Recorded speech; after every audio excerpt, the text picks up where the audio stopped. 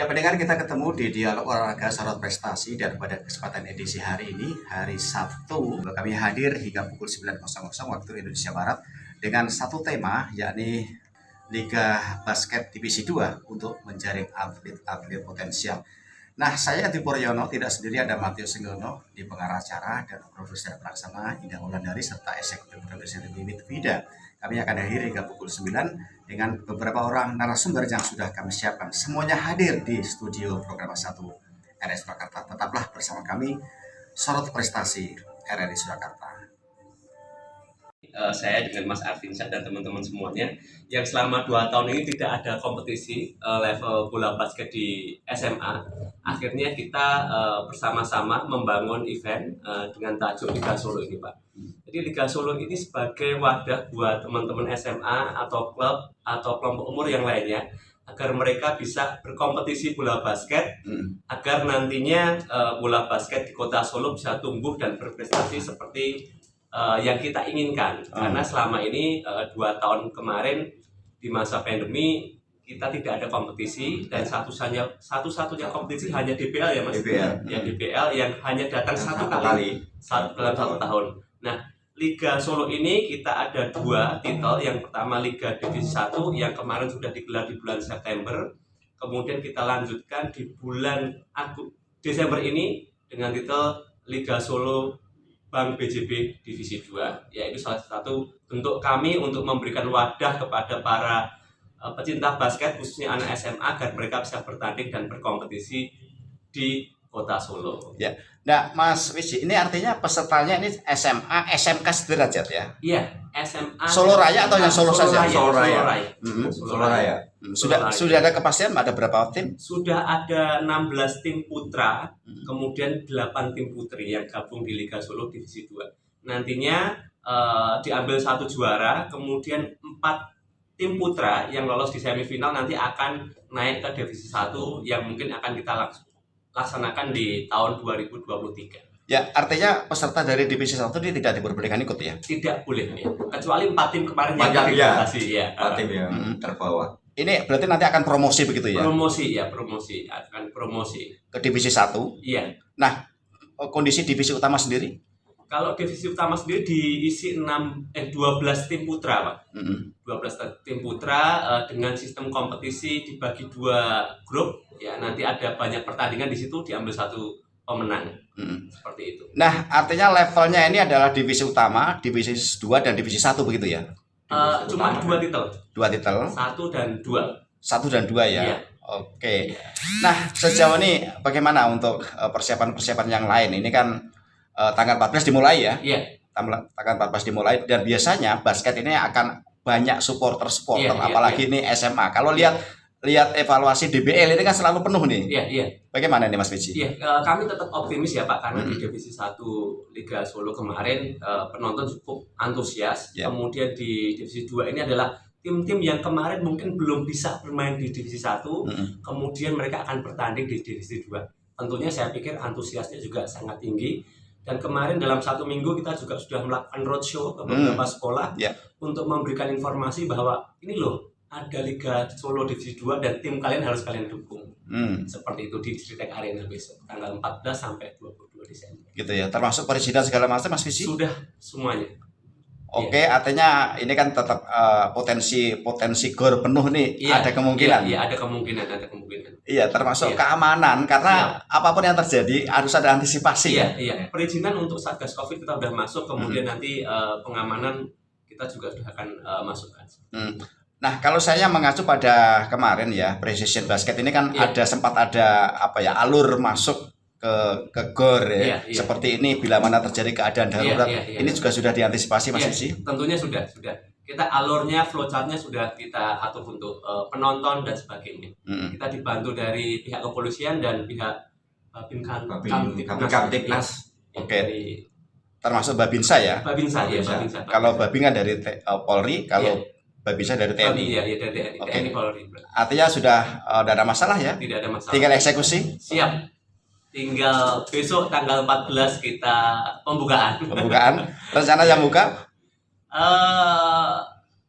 mungkin dari pihak sponsor utama, kemudian kita juga berusaha untuk mengundang Bapak Wali Kota yang mudah-mudahan nanti bisa hadir. Ya, Mas Wali itu juga penggemar basket Mas. Iya, betul sekali. Dan latihannya juga di street tag. Untuk putranya latihannya di Street Tag Arena. Oke.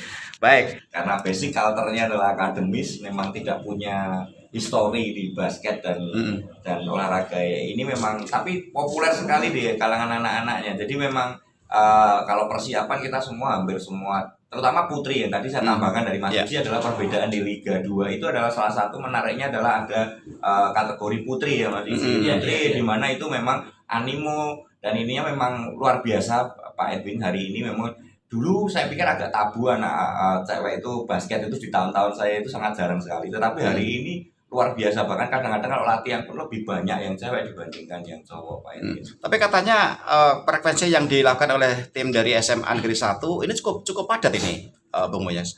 Cukup padat, kemarin ada jadwal juga di Karanganyar di mana putra putri memang ada beberapa kompetisi yang memang diikuti.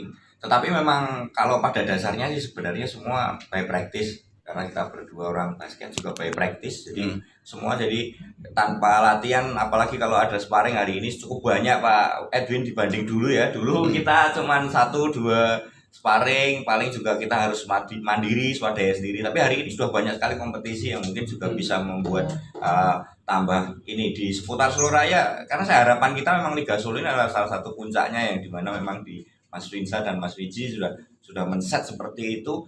Dan kita memang kalau anak SMA hari ini memang tagnya selain kalau dulu mungkin yuk kita ramaikan DBL gitu, kita ini kan DBL, tapi hari ini lebih kepada Liga Solo nih. Kayak kemarin saya lihat ada anak cewek gitu yang dia ikut juga di kompetisi Karanganyar, tapi saya nggak tahu dari SMA mana, dia ngomong ini peserta mau ikut Liga Solo loh. Jadi prestisnya saya pikir sudah dapat, meskipun ini branding ini baru setahun 2 tahun ini dimunculkan. Tentang mapping kekuatan peserta nih Bung Mojas, ini kan ada 16 tim putra, kemudian 8 tim putri. Sudah ada gambaran?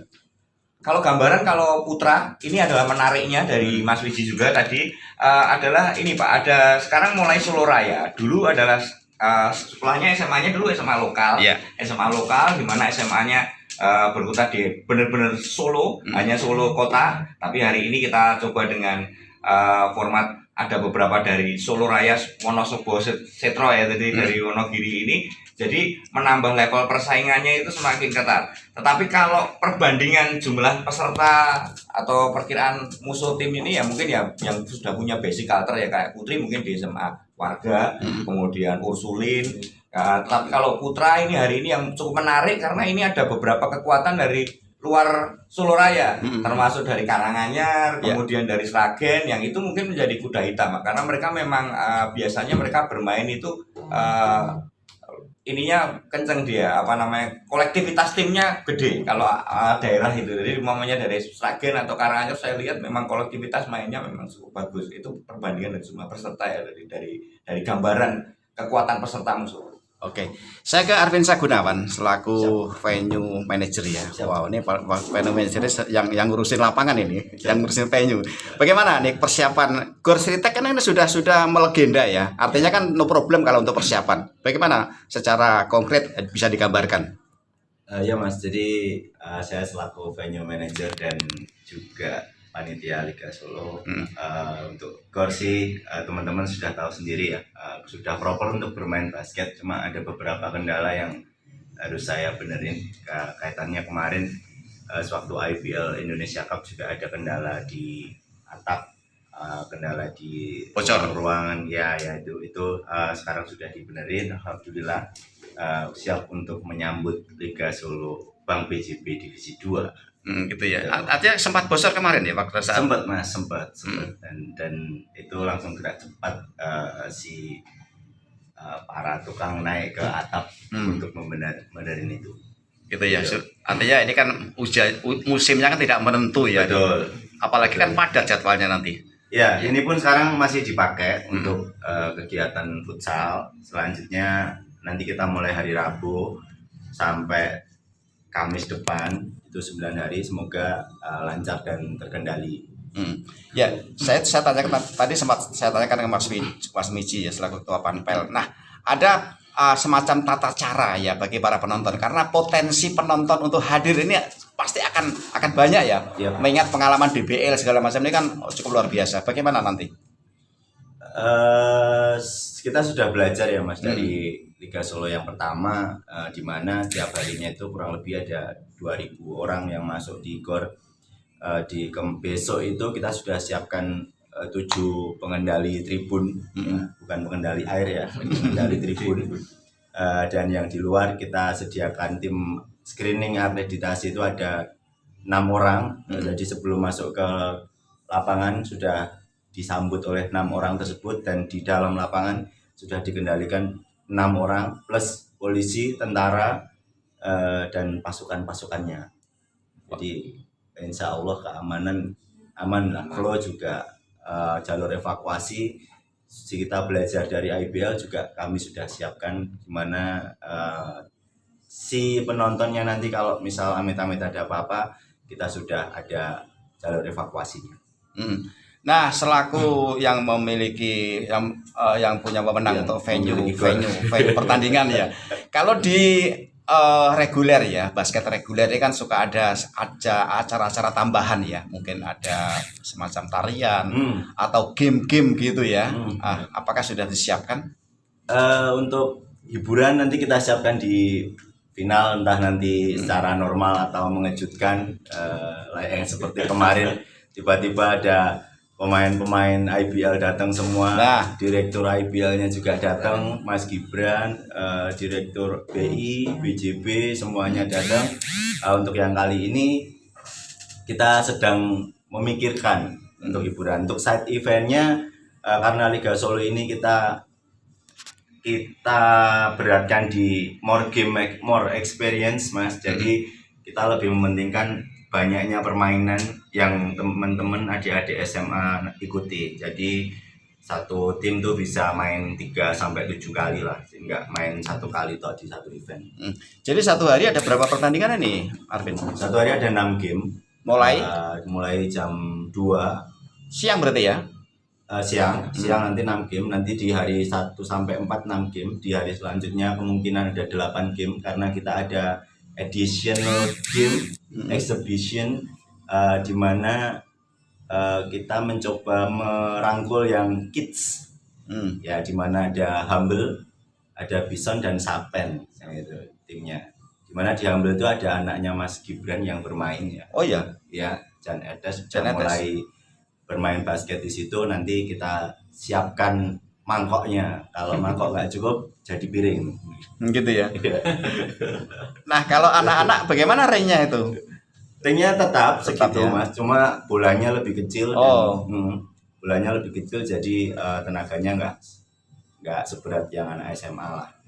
Jadi lemparnya juga asal-asal lempar pasti. Betul, kecil itu ya. Dan waktunya nanti dimodifikasi sesuai dengan namanya apa ya, anak kecil itu mini basket. Mini basketball. Oke, itu gambaran yang nanti akan dilakukan ya, Bung Arvin ya. Betul. Artinya tinggal eksekusi nih ya. Tinggal eksekusi, surat undangan sudah kami sebar, yang konfirmasi belum ada. Jadi mungkin di hari Senin nanti kita follow up lagi siapa-siapa saja yang akan hadir di opening Liga Solo Bank BJB Divisi 2. Oke. Saya ke Mas Wiji. Mas Wiji, ini punya titel Bank BJB. Iya. Artinya ini sebagai sponsor utama. Iya, betul sekali. Ya, awal mula bagaimana bisa menggandeng Bank BJB ini? Ya, mungkin semuanya serba kebetulan ya, Mas. Oh iya. Ya, mungkin juga karena semesta mendukung gitu. Artinya dengan langkah baik kita yang sebelumnya hanya berorientasi kepada memberikan fasilitas, kemudian ditangkap oleh investor atau stakeholder, kemudian mereka memberikan support yang luar biasa kepada kami dan mempercayakan event ini dipegang oleh Liga Solo seperti itu.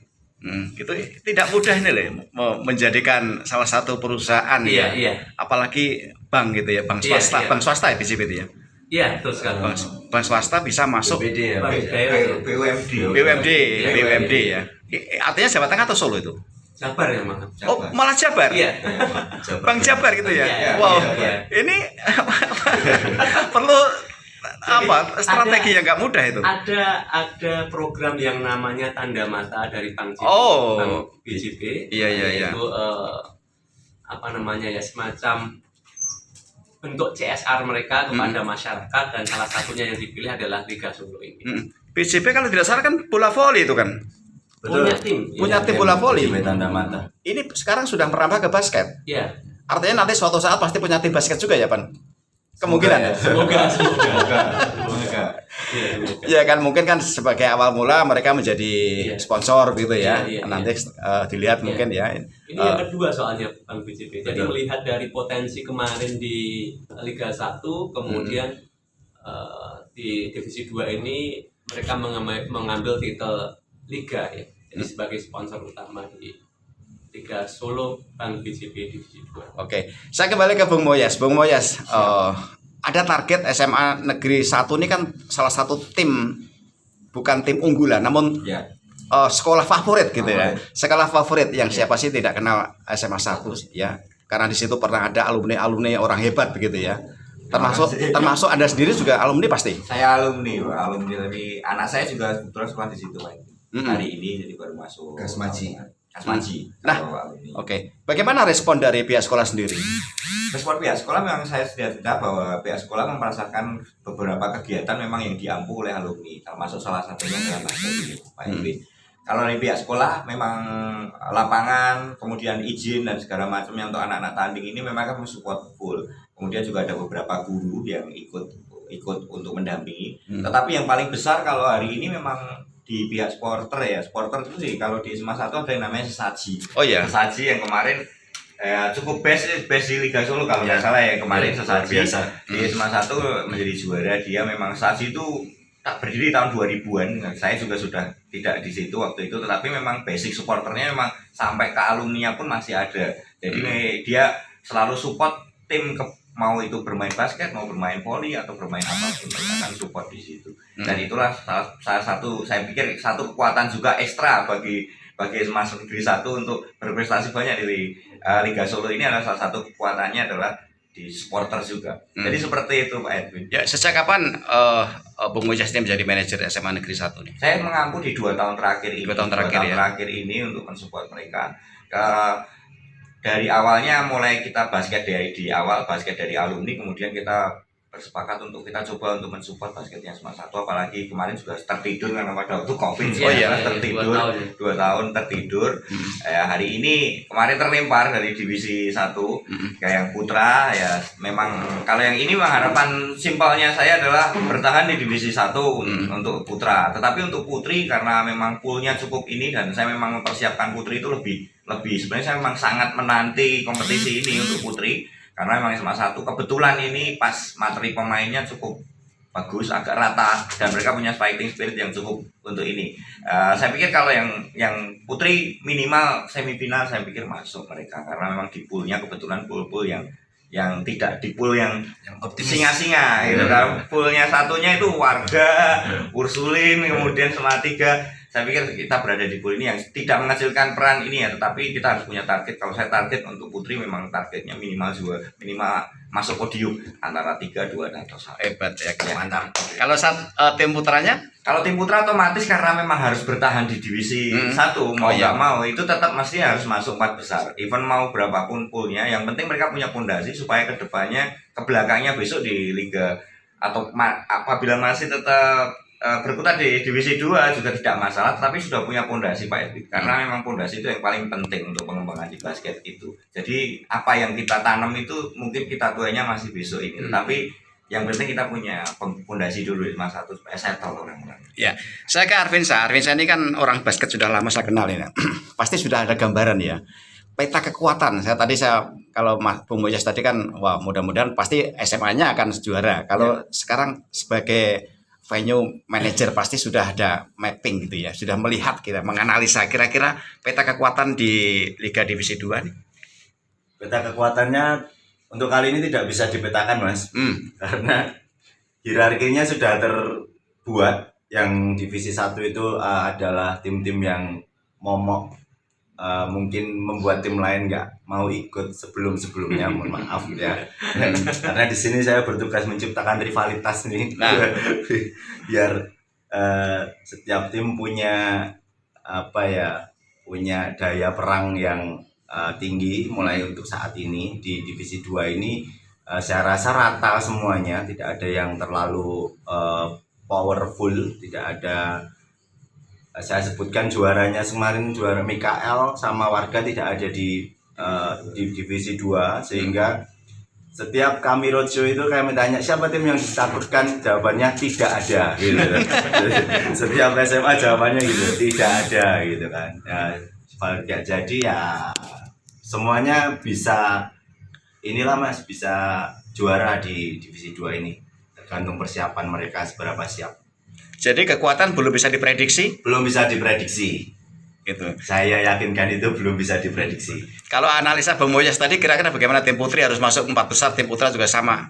Kalau tim putri lebih susah lagi karena memang kompetisinya banyak agak lama ya Mas betul, saya. Baru betul. kali ini memang kalau Mas Susah ngomong susah ditebak, memang hari ini SMA itu tidak bisa seperti ini Pak. Beda dengan klub. Kalau klub itu bisa settle sampai 4 tahun 5 tahun karena pemainnya tidak banyak notabene ganti. Tapi kalau SMA kan ada yang lulus, ada ini. Jadi bisa jadi mungkin Mikael hari kemarin juara. Bukan saya mengecilkan, tetapi di tahun besok ketika pemainnya sudah kelas 3, maka juga akan tidak ada regenerasi berikutnya, dia belum tentu juga menjadi generasi emas. Jadi memang ini klasik liga SMA itu liga klasik di mana pasti muncul bintang baru karena pasti ada yang lulus, ada ini. Jadi belum tentu kan tim yang menjadi unggulan akan menjadi superior di turnamen berikutnya. Baik. Kalau cowoknya bagaimana di Karanganyar ini?